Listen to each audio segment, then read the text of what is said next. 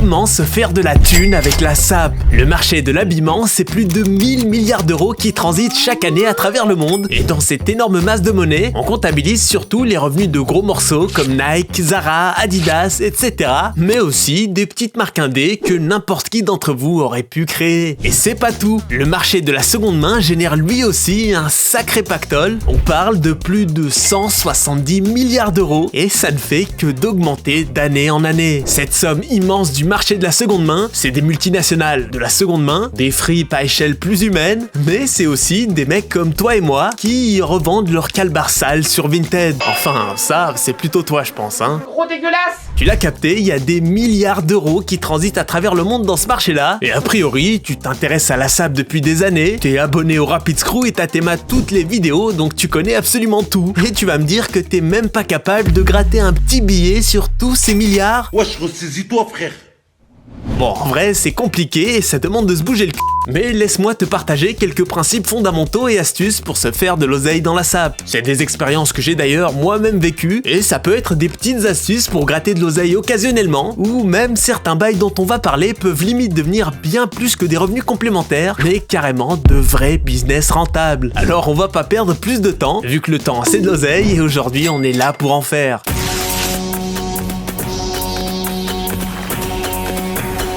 Bonjour à tous et bienvenue sur la chaîne où on veut devenir millionnaire et le reste, on s'en bat les couilles.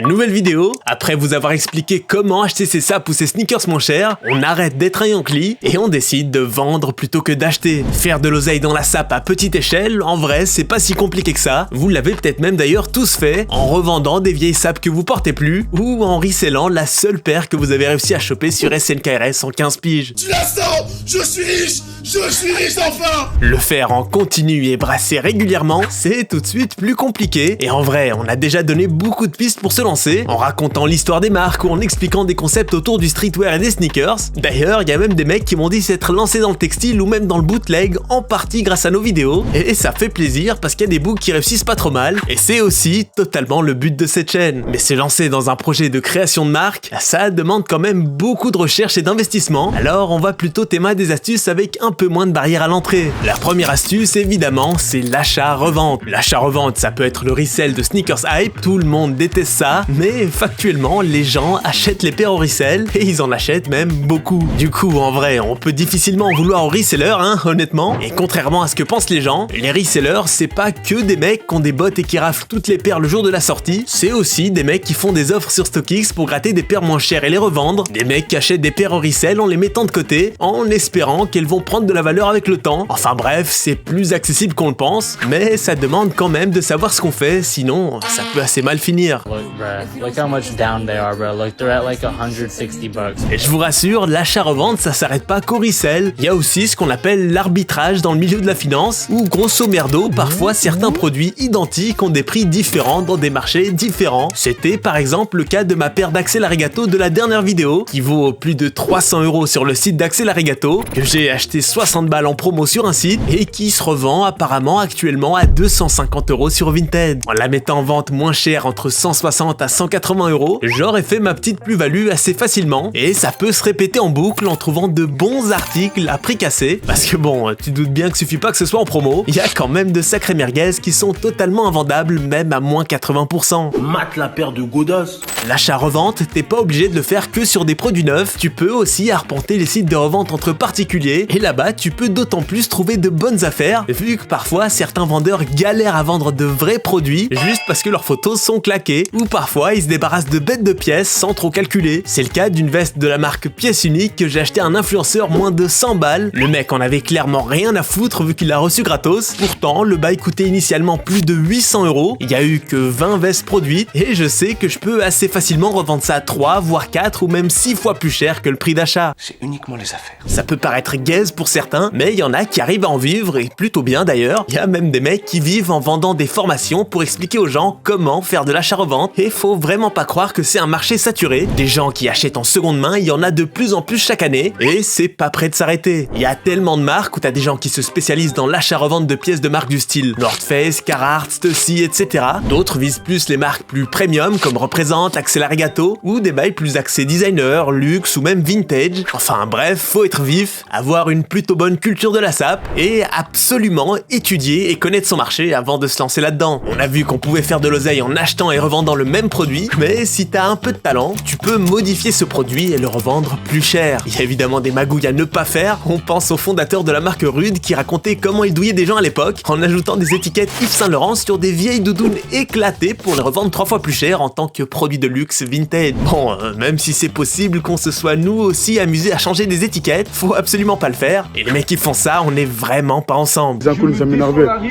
Désolarise, en tout cas j'ai plus rien à voir avec eux. Sinon dans les customisations plus réglo, évidemment il y a des gens déter qui font des customs et qui sont commissionnés pour ça. Il y a des gens qui savent coudre et qui s'amusent à acheter des sapes que pas grand monde calcule pour en faire de l'upcycling ou des petits customs en rajoutant des détails à base de patchwork et autres délires chelous ou simplement en retapant la coupe du vêtement et ça fait la diff. Il y a aussi des gens un peu moins déter comme Philippe Lin qui ont commencé dans le custom en collant des têtes de mort sur des vestes et on vous rappelle qu'il a quand même fini par devenir milliardaire. Donc bon, force à lui, on peut pas trop le vanner. Mais si t'es pas forcément un artiste dans l'âme, t'as aussi des choses à faire. Par exemple, acheter des paires dans un état un peu miteux et leur donner une seconde vie. Par exemple, cette paire de Représente Apex à 50 balles, en négociant le tarot comme un rat, puis en passant une bonne demi-heure pour remettre un bon petit coup de nettoyage, de repassage sur le cuir et en foutant un embauchoir, voire même en se faisant plaisir en achetant 2-3 debrés ou bijoux de sneakers sur AliExpress pour donner un peu plus de peps à la paire. Je pense qu'il y a moyen de la faire repartir 80, 90, voire même 100 balles en vrai. Et en refaisant ça plusieurs fois, tu peux gagner de l'oseille, mais aussi une nouvelle compétence. Tu seras un mec ultra chaud en nettoyage et reconditionnement de sneakers, donc tu peux aussi faire payer tes services. Et si t'es très chaud, à terme, tu peux même te retrouver à avoir un petit business de sneakers reconditionnés. Le custom de vêtements, c'est un truc qui marche assez bien, et c'est d'ailleurs souvent les customs les plus simples qui marchent le mieux. On pense au prime des chaussettes Nike tie and dye il y a 5 piges, ou les délires de broderie sur des pulls Nike.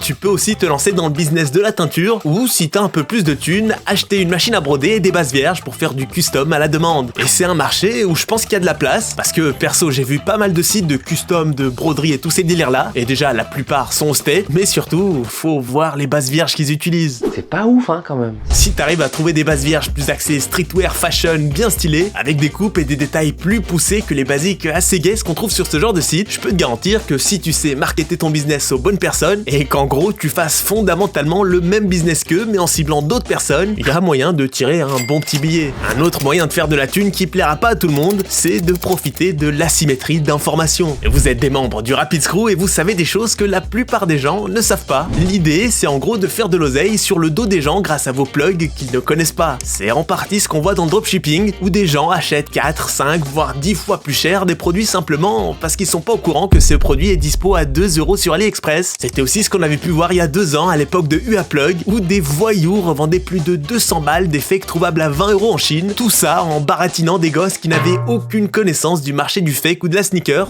Et le pire dans tout ça, c'est qu'ils ont probablement fait le $1 million de chiffre d'affaires. Évidemment, c'est des exemples un peu miteux qui sont vachement connotés dans les magouilles quand même, mais il y a d'autres exemples qui vont peut-être plus vous parler. Par exemple, je sais pas si vous vous souvenez de la vidéo sur la marque Cold Laundry qui se faisait passer pour une marque éthique alors qu'elle revendait des doudounes achetées moins de 30€ sur Taobao en changeant les étiquettes. À l'époque, j'avais acheté la fameuse doudoune chinoise et l'idée c'était de la comparer avec la vraie, chose que j'ai jamais fait vu que j'ai eu la flemme, mais du coup cette fameuse doudoune à 30 balles, je m'en suis débarrassé, je l'ai revendue plus de 2 fois plus cher et je pense que j'aurais pu monter le tarot vu qu'elle est littéralement partie en 2 jours. Il y a plein de sables qui valent vraiment le détour en Asie que tu trouveras pas en Europe, que tu peux revendre avec des marges assez sympas et apparemment tu peux le faire à grande échelle comme la page Insta Intel Collective qui fait des sélections de sables de marques chinoises trouvables sur Taobao et qui revendent ça aux States ou en Europe 4 à 5 fois plus cher que le prix chinois. Pour certains, c'est limite de l'arnaque, pour d'autres, c'est juste du business. Bon, à cela vous de juger. Bon, la liste est encore très longue. On pourrait parler de créer une petite marque en print on demand comme Antisocial Social Club, apprendre le graphisme pour vendre des mock-ups de design à des marques, apprendre la modélisation 3D, devenir un expert de création de sites Shopify pour les marques indé, développer des logiciels pour faciliter la gestion des marques de SAP, ou carrément devenir un influenceur ou un média autour de la SAP, etc., etc.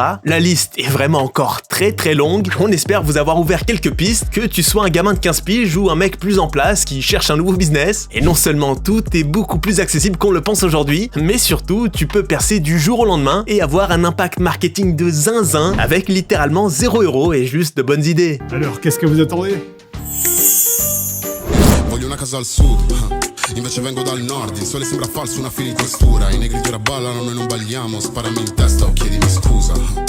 Yo, i miei piccoli non sono scortesi e che fiutano in fretta quando volete il cazzo e non cerchiamo troie, non ci siamo intesi. Sono tutti London scam, no scammer. Stanno a fare i modelli con le trapstar false e chiedono un favore, non dicono mai.